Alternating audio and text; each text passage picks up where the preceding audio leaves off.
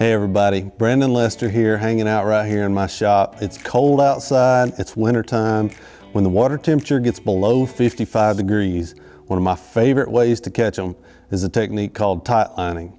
This is something that kind of originated in sort of that East Tennessee area. I'm more of a Middle Tennessee guy, but works really well around my neck of the woods as well. But I've actually taken it all over the country, and anytime you're faced with cold, clear water, this technique will absolutely catch them. And my favorite time to throw it is, like I said at the beginning, you know, when that water temperature dips below 55. But I have caught them in 65 to 70 degree water with it as well. But let's talk about it. Looking at what I've got here, that's an 1/8 ounce. I go with an 1/8 or a 3/16 ounce mustad ball head jig.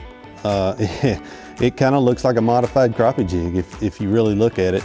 And then this is a 3 to a 3.5 inch minnow imitating bait. This is a X-Zone Lures Shiver Shad. I throw it in several different colors, you know, just play around with your colors, but you want something that looks like a bait fish.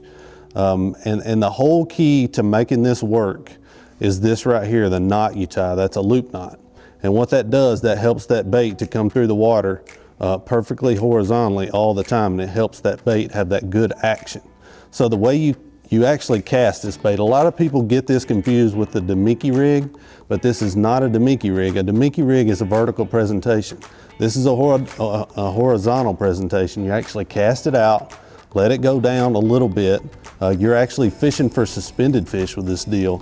Don't let it go all the way to the bottom, just let it sink, you know, 5 or 6 feet, and then you kind of reel and shake your rod tip at the same time. So you're imparting the action into this bait, and when you get a bite, it'll just kind of tighten up. You know, most of the time you don't feel a hard thump or anything like that, but there is no better way when those fish get kind of lethargic, hard to get to bite, and they get suspended in that kind of funk.